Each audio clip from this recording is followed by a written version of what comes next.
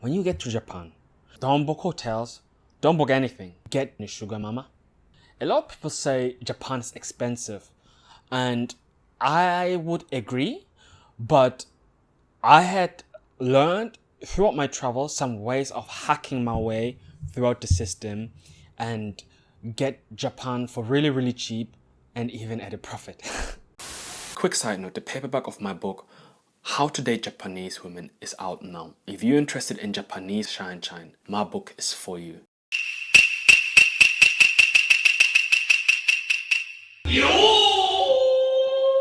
There's a few things that are expensive in Japan.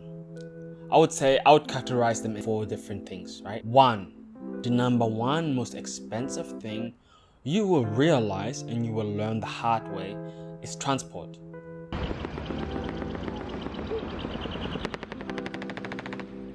Transport, oh my god, bro, it's so expensive. But you can't do without it because it's super efficient. Let's go! Hey, matane! Sugoi ne! Damn, I could have taken a taxi for much cheaper. I could have taken a taxi for much cheaper. I chose to do this.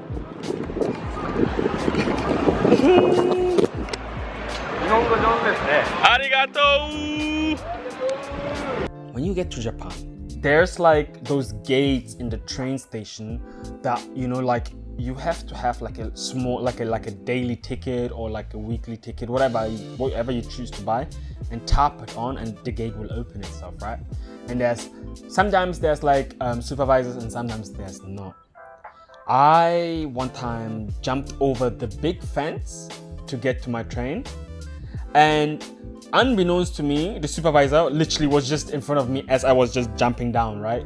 And I was like, oh my god, what's happening now? And he just looked at me and let me through. Japanese people, they don't like to be confrontational. Like, obviously, I wouldn't recommend that. What I would do recommend for you is when you buy your tickets, get the children version of the ticket. You won't get caught because the supervisor is only there to see the gate open. And the only issue that will appear is like, if you buy an adult ticket, there's like the sound like bing dong will appear.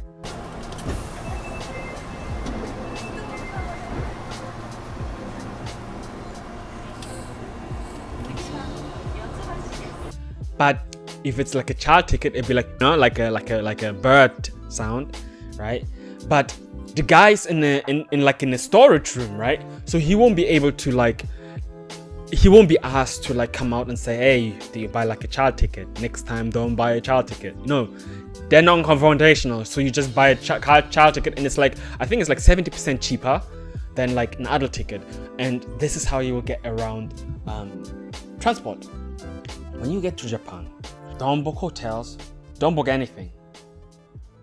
Use the couch surfing app or go on Airbnb, because these are certain ways to kind of like initially, when you get to Japan, to actually get your place for a reasonable price, right?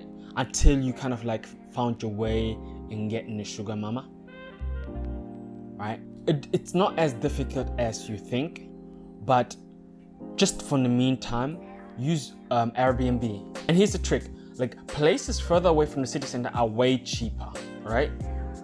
But places that are close to the city center are expensive.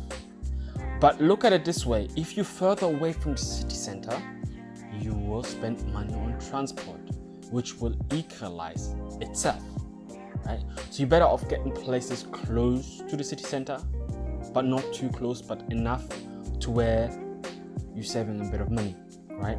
So once you have done that, go about getting yourself a sugar mama. I've done plenty videos of getting sugar mamas.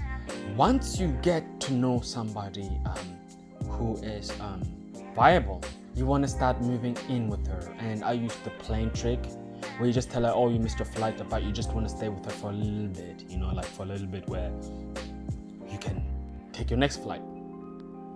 And then once you've moved in with her, you want to position yourself in such a way where you become like a benefit to her. And how do you do that? shine. Like, be indispensable to her, right? Whatever you have to do, just do it, okay? Just for the meantime, right? Don't tell her the dates you have booked the flight. Just stay with her for the meantime, right? And then, when it comes to like grocery shopping and stuff, the first 2 days you buy the groceries, right? And there's a reason for it. Because you can't just go from 0 to 10.